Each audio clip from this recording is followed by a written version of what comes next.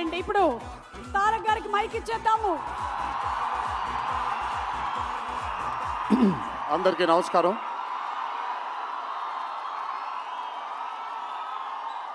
మీరందరూ కొంచెం కామ్గా ఉంటే ఇక్కడ మాట్లాడే వాళ్ళు అక్కడికి వినిపించట్లేదు.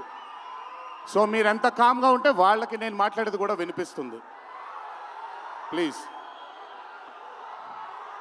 ముందుగా ఇక్కడికి విచ్చేసినటువంటి అభిమాన సోదరులందరికీ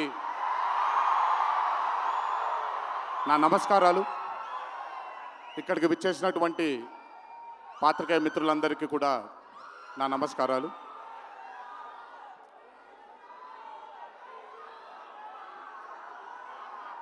సిద్ధుని నేను పర్సనల్గా అంటే తన చాలా సినిమాలు చూశాను తనవి, కానీ పర్సనల్గా ఎప్పుడు ఇంటరాక్ట్ అవ్వలేదు. ఈ పాండమిక్ తరువాతే నేను సిద్ధుతో ఇంటరాక్ట్ అవ్వడం జరిగింది. చాలా తక్కువ మంది ఇండస్ట్రీలో ఉంటారు. సినిమా అంటే ఒక పిచ్చి ఉండే టెక్నీషియన్స్ చాలా తక్కువ మంది ఉంటారు. అందులో మొట్టమొదటి వరుసలో ఉండాల్సింది సిద్ధు. తనకి సినిమా తప్ప వేరేమీ తెలీదు. డీజే టిల్లు అనే క్యారెక్టర్ని చూసి మీరు అనుకోవచ్చు బేసిక్గా సిద్ధు ఇలాగే ఉంటాడేమో తన పర్సనల్ లైఫ్లో అని. But Siddhu is not that. తనకెంతసేపు సినిమా, తను చేస్తున్నటువంటి క్యారెక్టర్, తను పార్టిసిపేట్ చేసినటువంటి కథ, ఈ కథకి నేను న్యాయం చేస్తున్నానా లేదా అనే తపన. చాలా తక్కువ మంది ఆర్టిస్ట్లో కానీ చాలా తక్కువ మంది టెక్నీషియన్స్లో ఈ తపన్ని చూస్తాం మనం. సిద్ధు డీజే టిల్లు అనే మూవీతో కేవలం సక్సెస్ని కాదు, బట్ మన జీవితంలో కలకాలం మిగిలిపోయే ఒక క్యారెక్టర్ని మనకిచ్చాడు తను.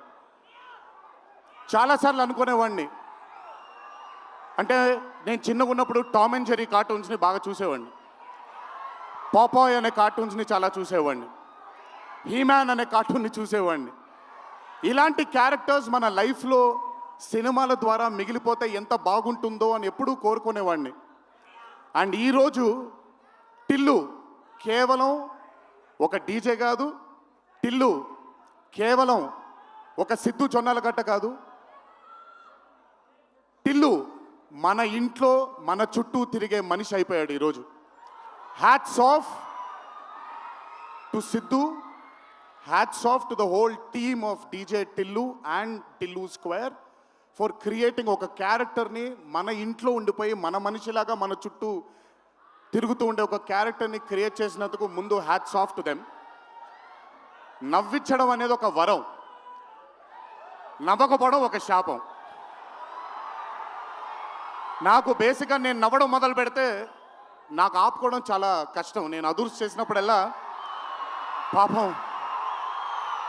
పాపం మా వినయ్ అన్న తెగ కష్టపడిపోయాడు. ఎందుకంటే బ్రహ్మానందం గారిని ఆయన డైలాగ్ చెప్పక్కర్లేదు, ఆయన్ని చూస్తే చాలు నవ్వేసేవాడిని. అది త్రివిక్రమ్ గారు కూడా చాలాసార్లు ఫేస్ చేశారు అరవింద సమేత జరుగుతున్నప్పుడు. అలాంటిది నేనెంత నవ్వానో కూడా, ఇంకా నేను నవ్వలేను బాబోయ్ అన్నంత నవ్వించాడు సిద్ధు ఈ సినిమాతో. నన్నే కాదు చాలామందిని నవ్వించాడు. ఆ బ్లెస్సింగ్స్ అంతా సిద్ధుకి దక్కాలి. ఇంకా అద్భుతమైన చిత్రాలు, ఇంకా చాలా బ్యూటిఫుల్ క్యారెక్టర్స్ని తను క్రియేట్ చేయాలి, తను పోర్ట్రే చేయాలి, మనందరికి అందించాలి అని ఆ దేవుణ్ణి మనసారా కోరుకుంటున్నాను. అతనికి ఆ శక్తిని కల్పించాలని కోరుకుంటున్నాను. ఒక్కసారి మీరు వినాలి ఇప్పుడు నేను చెప్పేది. వినపడుతుందా? పర్లేదు, వినపడుతుంది. దేవరా సినిమాలో ఒక డైలాగ్ ఉంది. డైలాగ్ గురించి చెప్పను కానీ దేవర్ కూడా ఇంచుమించు భయం గురించి ఆ సినిమా ఎక్కువ శాతం భయం గురించి మాట్లాడడం జరుగుతుంది ఆ సినిమాలో. కలగనే ధైర్యం ఉండాలి, కళ కనడానికి ఒక ధైర్యం ఉండాలి. ఆ ధైర్యాన్ని, ఆ కళని సార్థకం చేసుకోవడానికి, నిజం చేయడానికి భయం ఉండాలి. అది కుదిరితే సరిదిద్దండి, లేదంటే క్షమించండి, అంతేగాని నేనున్నానని గుర్తించండి ఇక్కడ మీరు. I'm telling that. పోలే అద్దరిపోలే. సో అది ఊరికే నాకేంటో, నాకు ఆయన్ని చూసి చాలా రోజులు అయిపోయింది. ఈ స్టేజ్ మీద కూర్చుంటే నాకు మళ్ళీ అరవింద సమేత గుర్తొస్తుంది ఆయనతో. సో సో మనిషికి కలగనడానికి ధైర్యం ఉండాలి, ఆ కళని సార్థకం నిజం చేయడానికి విపరీతమైనటువంటి డిసిప్లిన్ ఉండాలి. డిసిప్లిన్ అంటే భయం. ఈరోజు the whole team of Tillu square అవ్వచ్చు, DJ Tillu as a brand, వాళ్ళు అంత భయపడుతూ భక్తితో శ్రద్ధలతో ఆ సినిమాని మీ అందరికీ చూపించాలి, మీ అందరికీ నచ్చాలని అంత కష్టపడ్డారు. కాబట్టి ఈరోజు ఆ సినిమాకి అంతటి ఘన విజయం లభించింది. Siddhu, please, all your life ఒకటే మార్గం, కష్టపడాలి, కష్టపడుతూనే ఉండాలి. మళ్ళీ చెప్తాను, కష్టానికి కొలమానం లేదు.